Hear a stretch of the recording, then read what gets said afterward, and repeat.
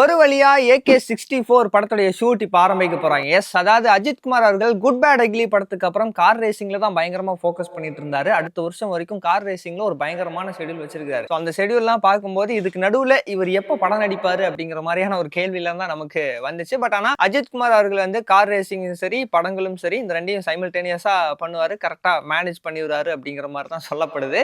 அந்த வகையில பார்க்கும்போது குட் பேட் அக்லி படத்துக்கு அப்புறம் AK64 அப்படிங்கிற படம், அந்த படத்தை வந்து ஆதிக் ரவிச்சந்தர் அவர்கள் தான் டைரக்ட் பண்ண போறாரு அப்படிங்கிறது நம்ம எல்லாருக்குமே தெரியும். இந்த படத்துடைய ஷூட் வந்து பிப்ரவரியில ஆரம்பிச்சிருவாங்க, மார்ச்ல ஆரம்பிச்சிருவாங்க அப்படிங்கிற மாதிரிலாம் சொல்லி தள்ளி போய் இப்போ வரைக்கும் படத்துடைய ஷூட் ஆரம்பிக்கவே இல்லை. இன்னும் படம் வந்து ப்ரீ ப்ரொடக்ஷன் ஒர்க்லயே தான் இருக்கு.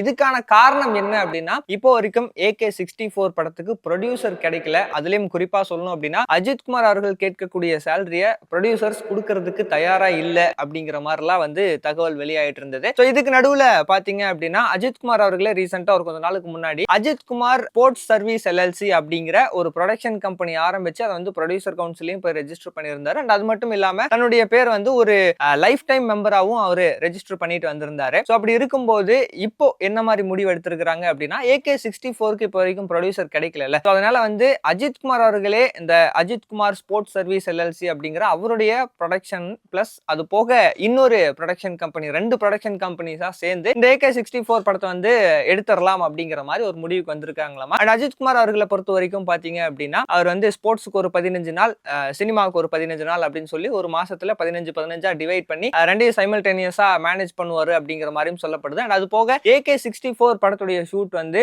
வர மே ஃபர்ஸ்ட் வீக்லயே வந்து ஆரம்பிச்சிடலாம் அப்படிங்கிற மாதிரியான ஒரு பிளான்ல தான் இப்போ படத்துடைய டீம் இருக்காங்களாமா. சம்பந்தமான அபிஷியல் அப்டேட் எல்லாம் எப்போ வரப்போகுது அப்படிங்கறதெல்லாம் நம்ம வெயிட் பண்ணி தான் பார்க்கணும். அண்ட் இதுல இன்னொரு முக்கியமான விஷயம் சொல்லணும் அப்படின்னா, இந்த அஜித் குமார் அவர்கள் ப்ரொடக்ஷன் கம்பெனி ஆரம்பிச்சப்போ அதுக்கான காரணம் அப்படின்னு சொல்லிட்டு இருந்தாங்க. என்ன அப்படின்னா அஜித் குமார் அவர்களுடைய அந்த கார் ரேசிங் ஜேர்னியை வந்து ஒரு டாக்குமெண்ட்ரி ஃபில்மா எடுக்கிறாங்கல்ல, AL விஜய் அவர்கள் தான் அந்த டாக்குமெண்ட்ரி ஃபில்ம் வந்து டைரக்ட் பண்றாரு. அந்த ஒரு டாக்குமெண்ட்ரி ஃபில்ம் எடுக்கிறதுக்காக தான் அஜித் குமார் அவர்கள் ஒரு ப்ரொடக்ஷன் கம்பெனியை ஆரம்பிச்சாரு அப்படிங்கிற மாதிரி தகவல்கள் வெளியாயிட்டு இருந்தது. அப்படி இருக்கும்போது இப்போ இந்த AK64க்கு வந்து இப்போ வரைக்கும் ப்ரொடியூசர் கிடைக்கல அப்படிங்கறதுனால அஜித் குமார் அவர்கள் சரி டாக்குமெண்ட்ரி ஃபில்மோட சேர்த்து இதையும் இன்னொரு ப்ரொடக்ஷன் கம்பெனியோட சேர்ந்து நம்ம இந்த படத்தை ப்ரொடியூஸ் பண்ணிடுவோம் அப்படின்னு சொல்லி இந்த மாதிரி ஒரு முடிவு எடுத்து தான் இப்போ AK64 படத்தை வந்து ஸ்டார்ட் பண்ண போறாங்க அப்படிங்கிற மாதிரிலாம் சொல்லப்படுது. அண்ட் இது போக அஜித் குமார் அவர்கள் பாத்தீங்கன்னா அடுத்தடுத்து படங்கள்லாம் லைன் அப்ல வச்சிருக்காரு. அஜித் குமார் அவர்களுடைய டாக்குமெண்ட்ரி ஃபிலிம் பாத்தீங்க அப்படின்னா மே 1ஆம் தேதி அவருடைய பர்த்டே ஸ்பெஷலா தியேட்டர்ல ரிலீஸ் பண்ண போறாங்க அப்படிங்கிற மாதிரிலாம் நியூஸ் வந்துட்டு இருந்தது. பட் ஆனா இப்போ வரைக்கும் அது சம்பந்தமான எந்த ஒரு அப்டேட்டும் வராம இருக்குது. என்ன நடக்க போகுது அப்படிங்கறத நம்ம வெயிட் பண்ணி தான் பார்க்கணும். இது போக அஜித் குமார் அவர்கள் வந்து அடுத்தடுத்து படங்கள் லைன் அப்ல வச்சிருக்காரு. அதாவது